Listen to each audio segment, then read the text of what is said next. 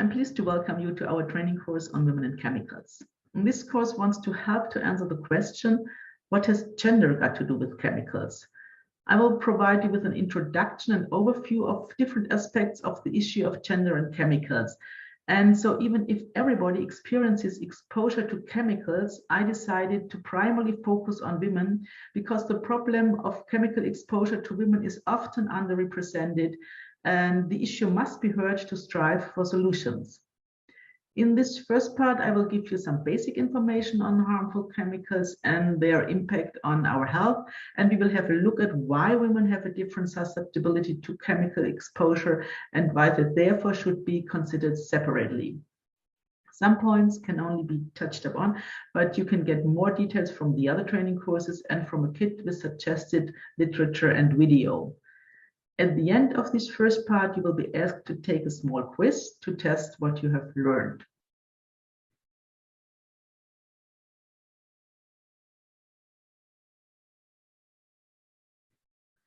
So why must chemical pollution and chemical safety have the same priority on the political agenda as climate change and loss of biodiversity?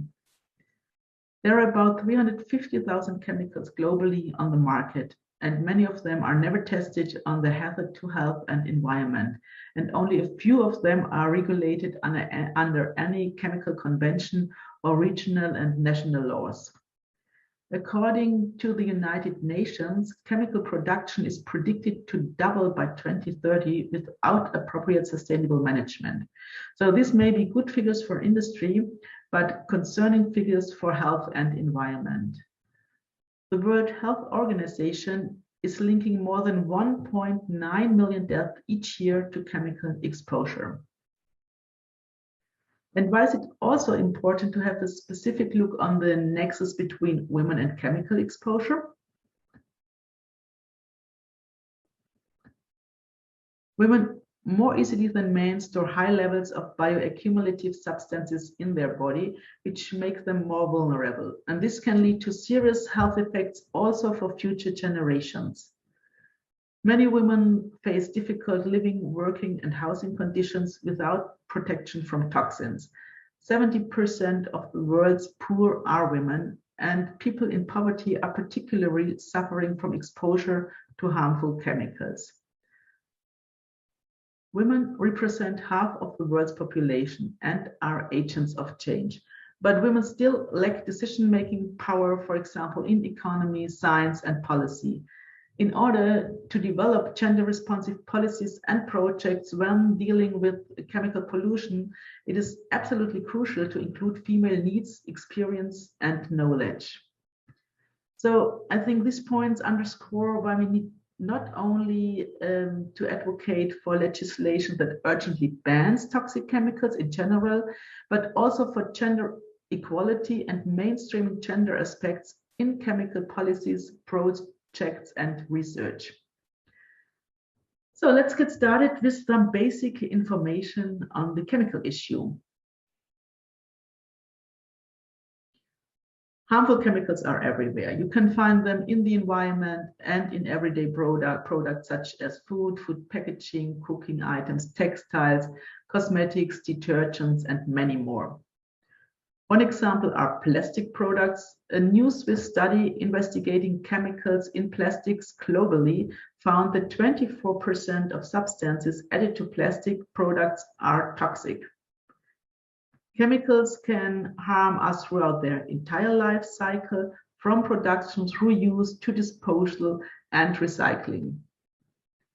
And the problem is, mostly we are even not aware of this exposure and the dangers linked to it, because labeling and full disclosure of chemicals in products are often not applied, or knowledge of the negative impacts of chemicals we are exposed to, for example, in the workplace, is missing.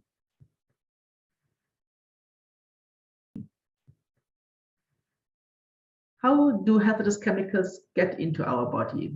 As you can see in this illustration, toxic chemicals can be released from consumer products, from application in agriculture, from improper handling in industry, but also from open burning at waste dump sites and from stockpiles of obsolete chemicals. They contaminate our water, soil, air, and food, and we breathe touch and eat them. And this is how they enter our bodies. And even if gender disaggregated data is thin, a range of chemicals are typically detected in women. A study conducted in the United States showed that, among others, residues of pesticides, perfluorinated chemicals, flame retardants, and phthalates were detected in nearly 100% of the pregnant women tested.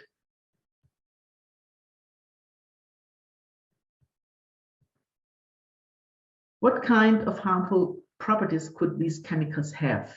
They could have several hazardous properties. They can be persistent and bioaccumulative, like most persistent organic pollutants. They can impact our reproductive system. They can be neurotoxic, cause cancer and allergies, can be gene modifying, and as endocrine disrupting chemicals, so-called EDCs, they can disrupt our endocrine system. Chemicals with endocrine disrupting properties particularly impact women because women have a very different and sensitive endocrine system.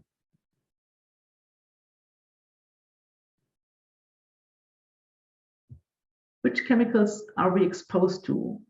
We are exposed to a wide range of industrial chemicals and pesticides, and I will give you just a few examples of chemicals that also impact women's health. You can find additional information on more substances in an illustration attached to this course.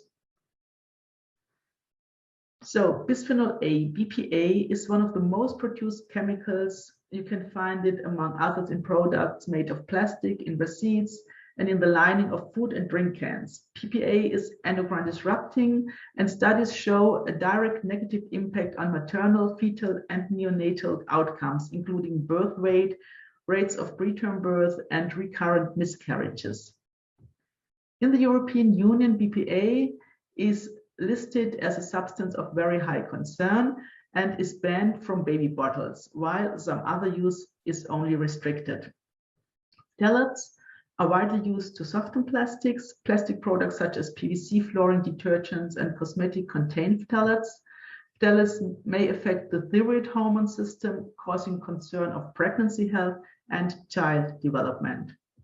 In the European Union, some phthalates are banned in products for children. PFAS, per and polyfluoroalkyl substances, is a big group of substances that are extremely persistent. These so-called forever chemicals can be found in non-stick cooking items, waterproof clothes, and also in food packaging. PFAS threaten fertility and child development, among many other things. Many more harmful chemicals can be found in women's bodies, such as brominated flame retardants, PCBs, mercury, dioxins from open burning of plastic and electronic waste, pesticides, formaldehyde, and so on. One point is important to keep in mind. This is the cocktail effect. We are always exposed to a mixture of hazardous substances from different sources, and combined exposure can lead to unacceptable effects, even if the single substances in the mixture are below their individual so considered safe levels.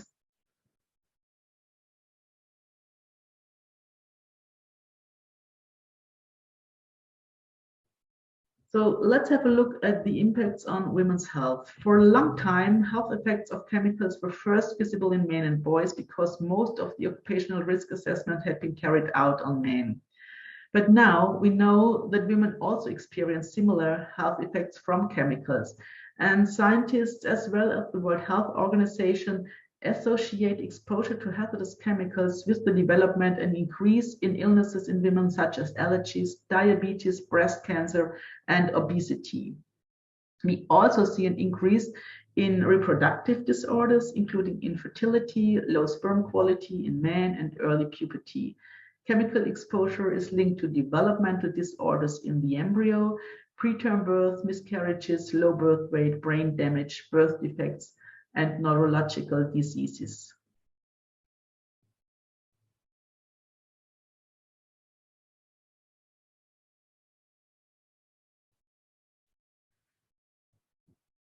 Women and men may be exposed to the same toxic chemicals. However, to create ideas for solutions to equally protect also women from harmful exposure, it is important to recognize which factors make women more or specifically vulnerable.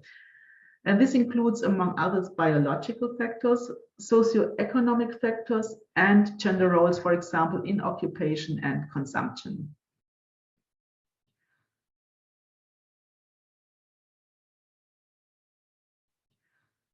So let's have a look at biological factors. Women may have different susceptibility to hazardous chemicals in connection with their reproductive cycle. We as women have a lifetime of hormonal changes in puberty, pregnancy, lactation, and menopause. And especially during these periods, the impact of toxic chemicals can be very high. Women have a thinner skin, so chemicals can be easily absorbed. We detox more slowly, so toxins stay longer in our bodies.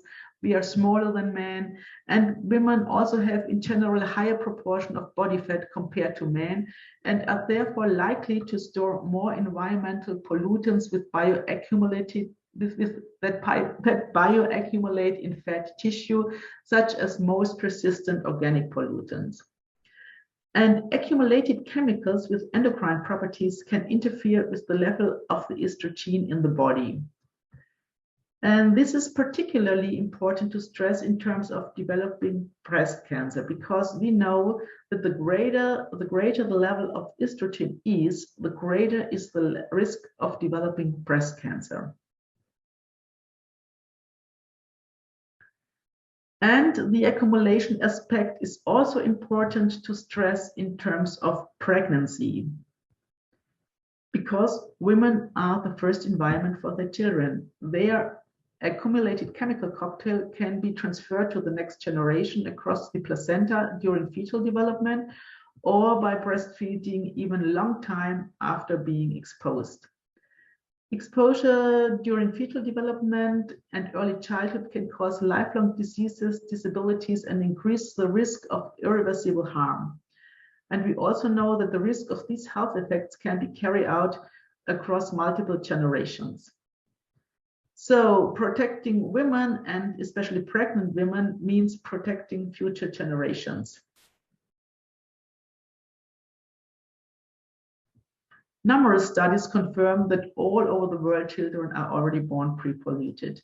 And in a testing carried out of umbilical cord blood from newborn babies in Canada, a total of 137 chemicals were found in all babies being tested, including flame retardants, PFAS, pesticides, lead, and so on. The interesting point is the women being tested lived in completely normal environment and did not work in chemical intensive jobs. So this again shows that we are really exposed everywhere and constantly.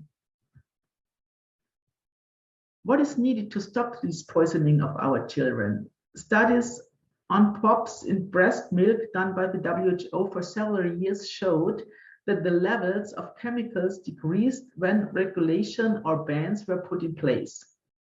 So this clearly underlines that preventing children from being poisoned and assuring chemical safety is not the responsibility of the mothers. And even if we as NGOs educate women about how to protect themselves and their children from harmful chemicals, responsibility has to be shifted to politics, to manufacturers, and to retailers.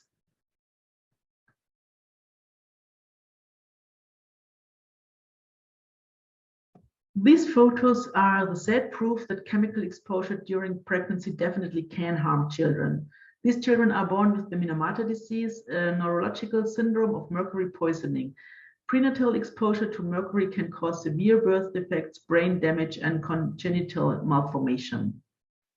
Mercury, for example, can be found in cosmetics, in dental fillings, and also is used in artisanal small-scale gold mining, where often women are involved.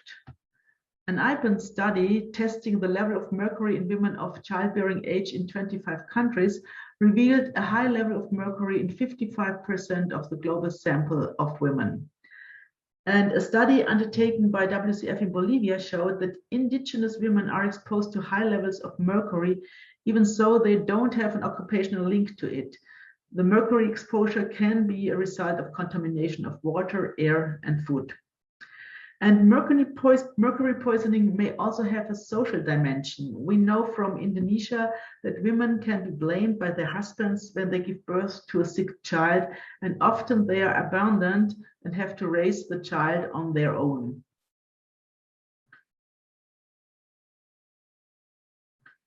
So biological differences play an important role in why the effects of harmful chemicals on women differ.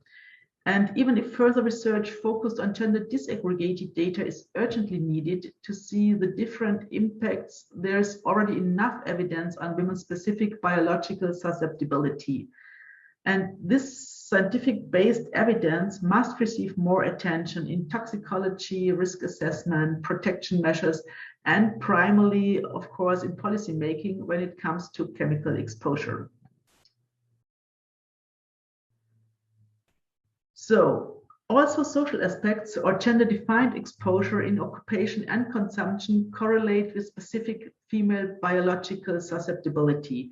And we will look at this in more detail in the second part of this course, along with the question of what has to be done to achieve better protection from harmful chemicals and how women can be agents of change. But first, you're invited to take a break and the small quiz.